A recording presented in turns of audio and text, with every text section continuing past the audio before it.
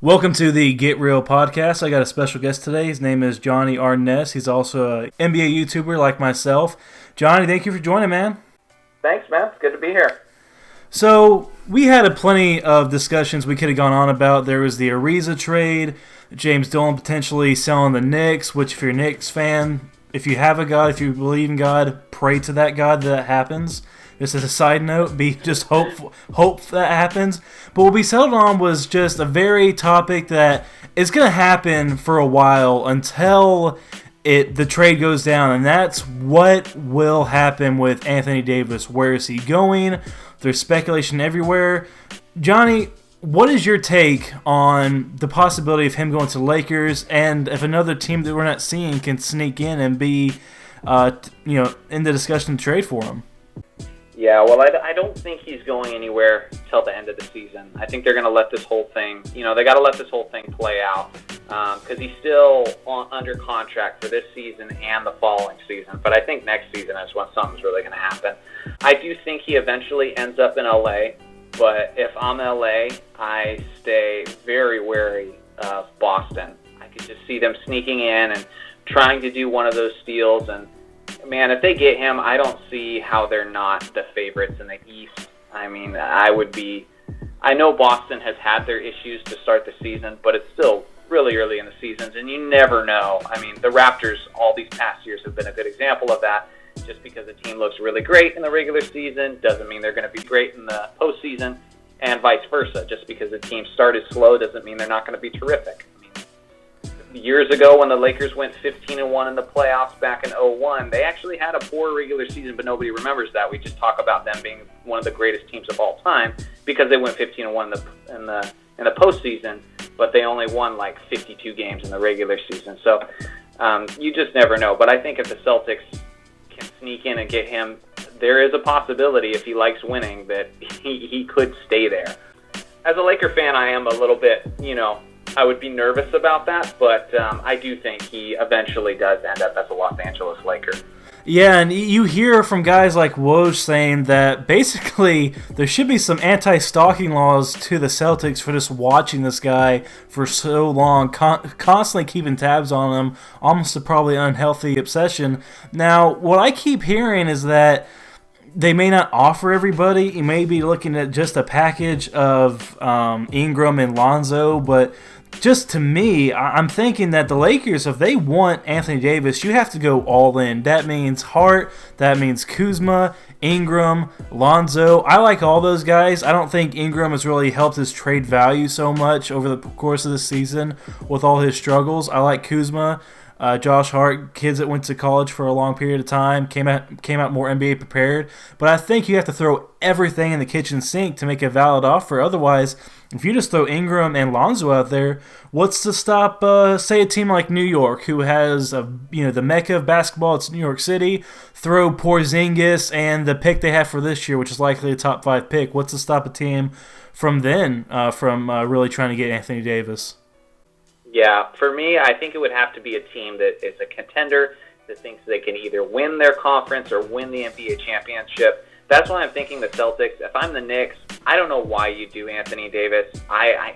You could go for him, and maybe you could convince him to stay. I mean, we saw Paul George was convinced to stay in Oklahoma City, and he just loved the community. But in New York, I just don't see it because that team's not going to be good, not going to be great, not like the level of greatness that the Celtics would be if they added Anthony Davis. That would be a scary team, and a team that, as good as the Raptors are, I would favor to come out of to the East, definitely. I think the Celtics are the team to look out for. There are other teams that could get involved, but the Lakers, I agree. They got to get it done. They have some pieces, but ultimately the pieces that they have to offer are not going to be as good as Boston's because Boston have a collection of depth. They have veteran players. They even have stars, like ready-now stars. I mean, we still have to see how they feel about Kyrie Irving long-term because, we could even potentially see a deal where Kyrie Irving was involved in an Anthony Davis trade. It all just depends on how, things kind of unfold with the team. But the Lakers, I agree. If they could get it done, they should try to get it done. Even if it involves Kuzma, you wouldn't tell them that everything's on the table, But in reality, everything needs to be on the table for LA. Absolutely. And I guess another question really comes down to this. How willing, I think Jason Tatum is the trump card. Like, you throw him down, it might just be game over no matter what. But do they do that? Because this team wasn't really, willing to give up anything for, say, Kawhi Leonard when he became on market. I know the circumstances differ there, but it's just, are they going to be willing to give that guy up? And another reason I can see that Lakers fans are optimistic is because they own the Kings and Memphis first-round pick for this draft, and they're both doing, pretty well. Now, that being said, I have to imagine one of those teams, I'm going to guess the Kings, are going to eventually return to more of what we expected of them. But even if they just keep the same, those are middle 14th, 15th picks in the first round and not lottery picks. Now, that being said, they're obviously still going to be better picks than whatever the Lakers can offer if they trade for Davis. But it just makes you wonder, since the picks aren't going to be as glamorous as we originally thought, do they include Tatum? To me, that's the biggest question, because Al Horford, I think, has a player option. I mean, Hayward's starting to slowly get back into it, so you got to hope maybe he can increase his value by being 100% soon. Jaylen Brown's kind of had a rough go. Tatum hasn't shown the same star-studded power they did last season, even though we all know he can do it. It's just not everything is going to their favor, so now you got to wonder, do they have to include Tatum to get a deal done? Yeah. Well, I mean, from a pure basketball standpoint of, like, the players that they have on the floor at the moment, we know they have lots of wings. They have Jaylen Brown, Gordon Hayward, Jason Tatum. Like, that shooting guard, small forward position is pretty stacked for them right now. They could, obviously, the guy with the highest ceiling, with the most potential there, is Jason Tatum. I think if that's what it took for them to get it done, they would need to get that done. Now, I know it's a risk, because he could just ultimately end up leaving. But when you think about the Celtics and their history, they have almost always had success by drafting well or taking risks. If you look at, like, Larry Bird was drafted, Paul Pierce was drafted, Ray Allen was traded for, Kevin Garnett was traded for, Rondo was traded for, Kyrie Irving was traded for. Like, all of these guys are guys that management had a huge part in, like, by their own will, bringing those guys to the team. Now, you look at the Lakers are completely different. You've got Shaq, who joined in free agency. You've got LeBron James, who joined in free agency. Like, this is a destination that people choose to go to. The Celtics don't have that luxury. Absolutely. And to win, they have to take risks. And I think now's a good time to do it. I mean, obviously, you still have Golden State out there, but it just seems more and more with, like, just the issues that have been going on and basically everything that's being talked about behind the scenes, I don't think that team's sticking together beyond this season. Apparently, Kawhi Leonard's still looking at Los Angeles, probably going to go to the Clippers. If Kawhi's not on the Raptors, the Warriors disband. This is a championship opportunity for Celtics that's just being laid out right in front of them. And if you can get Anthony Davis, I think now's the time. Like, now is the time. For sure. So that's personally how I view it. I wouldn't want to give up Tatum if I was them, but if that's what it takes to give your team a chance to win championships right now, you got to do it. You got to take that risk. Absolutely, and I guess the only other fear there is that what if KD and Kawhi link up in Clipperland, which I think is a very, very real possibility, especially if you're looking for like a narrative standpoint as a player. Imagine taking a franchise like the Clippers, which now that Cleveland has a ring, they're probably the worst historical NBA franchise now. Now that Cleveland has actually won, they're like what's left. So you got to think, if you can link up in Clipperland, be the better team in LA, maybe beat LeBron, your big brother Lakers team, on the way to the finals. I don't think the Clippers as an organization have been to a conference finals, even when they were the Braves. So historically, from that standpoint, and also you have Jerry West, the guy who helped bring together the Warriors on there. Doc Rivers this season has reminded everybody, hey, I'm still a top 5 coach in the league. Don't forget about me. Alexander is their point guard, has shown to be really very good pick for them, and we'll see how Jerome Robinson points out. But them doing good this year definitely increases those odds. But you're right. If Katie goes to New York instead, and it's just Kawhi in Clipperland, the field's wide open. I mean, no one else in the West has really stepped up at all. I mean, OKC's been solid. Denver's been solid. Denver's still young, though. They've never been to the playoffs, so who knows what they'll be. But, yeah, you're absolutely right. It needs to happen now. My question to you, because you know the Lakers very well, how much has Ingram's stock gone down this season with him having some trouble fit-wise trying to make it work with a guy like LeBron James? You know, something that I've basically been seeing, for a little bit is that LeBron and Ingram don't mesh. I've been watching many of the Laker games this year. I've even physically been to 2 of the games. Me and my best friend are sitting at the game, and every time Ingram gets the ball, he seriously goes into Kobe mode, like isolation play, trying to create a shot for himself, and he forces a lot of shots. Now, again, when you're so skilled, when you're a star player, you have the offensive skills, that can make up for that. Like, you've earned that because you can handle making a play for yourself. But with that being said, that just doesn't fit with LeBron. But a lot of teams could use that. A lot of teams could use that length, that score, that slasher, a guy who's looking to make a play for himself. So that's why I don't think his stock has been destroyed, because we already knew coming in that LeBron's style of play is essentially he plays the point, and he basically wants to play with a lot of shooters, guys he can facilitate to, guys that he can kick it out to, and Ingram just doesn't fit that mold. So I'm not sure if that just completely destroys his value, because as much of an Ingram thing as it is, it's just as much of a LeBron thing. But I don't think it's going to work. I mean, I'm kind of nervous because Rondo's about to come back. Rondo's coming back into the lineup. Ingram's coming back into the lineup. And the Lakers have been doing, obviously they just took a loss tonight. D'Angelo Russell played really well, but they've been doing better without those guys. Absolutely. If I'm the Lakers organization, I don't have a problem, separating myself from Ingram, from trading Ingram if I have to. You don't get LeBron James, whether it was the right move or not, you don't get LeBron James to build championships for the future. You're not in rebuild mode. You're trying to win championships now. And if you're the Lakers, why not do that? You have the brand, you have the lure, you have Magic Johnson running things now. You should be trying to win now every year. You're the Lakers. You'll always be able to acquire free agents.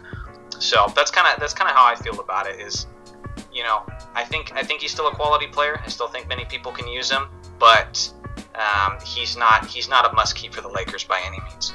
Now let me finally ask you this before we take off.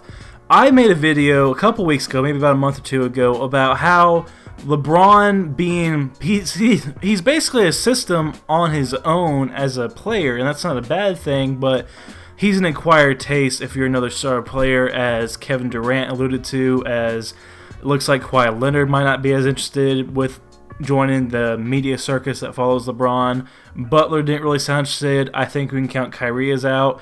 Do you think the way LeBron plays ball, and you can't be upset with him, it's led him to 3 championships, right? But do you think stars are going to be hesitant to join LeBron to where you might miss a KD, a Kawhi? You may have to resort to, maybe we should give Kemba Walker a look, or see about Chris Middleton. I mean, if you miss all those A-listers, what's the backup plan? Just trade for a guy like Damian Lillard for Lonzo and Ingram? Like, if those guys just say, I'll pass, which I think is a very strong possibility, where do you go from there? What's plan B? Yeah, I think that's where you got to look out to fill the roster, and that's where you got to fit the system that, basically LeBron is. Lots of people have brought up the Bradley Beal situation. Beal, I don't think, is a person you should go for at the moment, because for the Lakers, that would be settling. When Anthony Davis is on the table and you have all the cap space, and he bought a home in LA and he signed with Rich Paul, and there's all these reasons that are basically pointing to him potentially going to Los Angeles, don't spend all this money on Bradley Beal, because that would be settling. But if that doesn't work out and you're not able to get a star player and those players don't want to play with LeBron, then yeah, I think those are the kind of directions that you got to go, is try to get the best 3-and-D players that you can pair with LeBron James. But with that being said, my prediction is I don't think that's going to be an issue, because I do think that they are going to get Anthony Davis. I think he knows he wants to play there. He's not the type of player who has to have the ball to be effective. He's a big man, and if you have a great passer like LeBron James, he can find a guy like Anthony Davis down low. I mean, he's doing it with JaVale McGee. He makes him look like an all-star sometimes out there. So I think they'll get AD, but if that doesn't work out, you got to find those players that are just like the ultimate 3-and-D players to fit with LeBron. You agree with that? No, absolutely. I think that's. He helped resurrect J.R. Smith and Kyle Korver's career. It's what he does. He makes, I hate to say system players, but players with a very specific role and space in the floor, those shooters, and he takes them to another level. At the same time, he may hurt a tertiary level star or a sidekick like a Chris Bosh or a Kevin Love. And there's also something to be said to unfairly or fairly, when things go wrong and LeBron loses, they're going to look at you, not LeBron. Whether that's fair or unfair, I think that's just how it is. Yep, for sure. Lakers love their stars, though. They're able to win. If I'm Anthony Davis and I'm 20, what is he, 24, 25? I think he's 25 now. Right. But you're going to be the man after LeBron leaves. And you have a chance and an opportunity to build up your legacy there. I think it's a very, good direction for him. But you're right. I mean, it's a risky proposition, especially when you consider that, man, you get blamed for everything. I mean, we're talking about Luke Walton. Why are people talking about Luke Walton being on the hot seat when the Lakers are achieving much better than anyone expected? Absolutely. It's because anytime you have any drama, anytime you have any problems, people look at every direction other than LeBron because he's just that good. You can't blame him, so they blame the coach. But they're doing well, and they're still looking for his job. So I do think there are a good handful of players. I think it's absolutely true that don't want to play with LeBron. It kind of just depends on that player.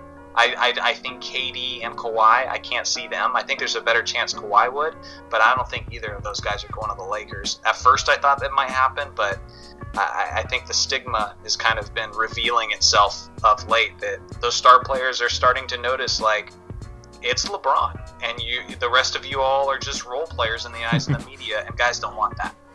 That's very true, and obviously there's still plenty of time for things to go down, and nothing more likely to go down to the offseason. Mr. Arnett, man, I really appreciate you joining on the show, coming on board. You are just a complete pleasure to work with. I appreciate you coming on, man. Yeah, I appreciate it, man. Thanks for having me, and let's do it again sometime soon. Absolutely, sir. Thank you so much. Thank you guys for watching my video as always. It was a pleasure to collaborate with my buddy Austin from the Get Real podcast. Check out his YouTube channel and make sure to subscribe. Link is in the description. The guy certainly knows his stuff.